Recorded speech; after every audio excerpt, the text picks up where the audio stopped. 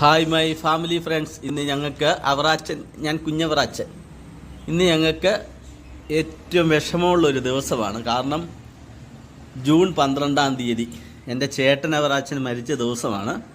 അത് കാരണം ഞാനും എൻ്റെ അച്ഛയും എൻ്റെ അപ്പൂപ്പനും കൂടി അവനെ അടക്കിയ അടുത്ത് മെഴുകുതിരി കത്തിക്കാമെന്ന് വിചാരിച്ചു.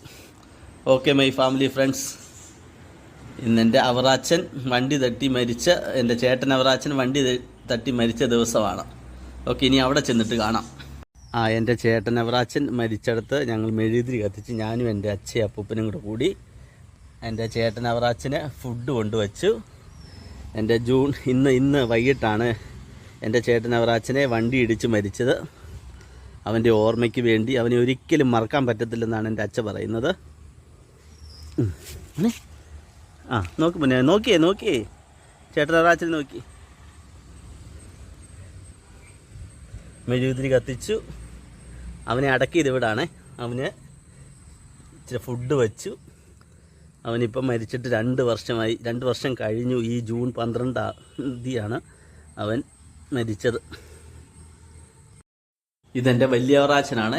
അവന് ഇന്നാണ് ജൂൺ 12-നാണ് ബസ് തട്ടി മരിക്കുമായിരുന്നു വൈകിട്ട് കേട്ടോ. എനിക്ക് അവനെ ഒരിക്കലും മറക്കാൻ പറ്റത്തില്ല. എൻ്റെ മരണം ഞാൻ മരിച്ചു കഴിഞ്ഞാൽ പോലും അവനെ മറക്കത്തില്ല, ഒരിക്കലും മറക്കത്തില്ല കേട്ടോ. അതുപോലെ കുറുമ്പും കുസൃതിയുള്ളൊരു ചെക്കനായിരുന്നേ. എൻ്റെ കുഞ്ഞവറാച്ചൻ വന്നു കഴിഞ്ഞെങ്കിലും എനിക്ക് ഈ ചെറുക്കനെ ഒരിക്കലും മറക്കാൻ പറ്റത്തില്ല. എൻ്റെ ഈ വീഡിയോ കാണുന്നവർക്കറിയാം, അത്രയ്ക്ക് ഇതായിരുന്നു ആ ചെക്കൻ. ഒരിക്കലും എനിക്ക് അവനെ മറക്കാൻ പറ്റത്തില്ല കേട്ടോ. ഇന്ന് അവൻ 2 വർഷവും കഴിഞ്ഞിട്ട് ഇന്ന് ജൂൺ 12-ാം തീയതി വൈകിട്ടാണ് ഇവൻ മരിക്കുന്നത്. എൻ്റെ ചെക്കൻ അതുപോലെ എന്നെ ക്യൂട്ടായിരുന്നു അറിയാം അവനെ കാണുവാനും. അവൻ അതുപോലെ കുറുമ്പായിരുന്നു. ഞാൻ ഇവനുണ്ടായതുകൊണ്ട് മാത്രമാണ് ഞാൻ യൂട്യൂബിൽ കയറിയത്. എനിക്ക് യൂട്യൂബ് വരുമാനം കിട്ടുവാൻ വേണ്ടി ഒന്നുമല്ല ഞാൻ യൂട്യൂബിൽ കയറി. ഈ ചെക്കനെ കുറേ ആൾക്കാർ കാണുമല്ലോ എന്ന് വിചാരിച്ച് മാത്രം ഞാൻ കയറിയതാണ്. അത്രയ്ക്ക് കുറുമ്പായിരുന്നു അവനെ. എൻ്റെ മുത്തായിരുന്നവൻ.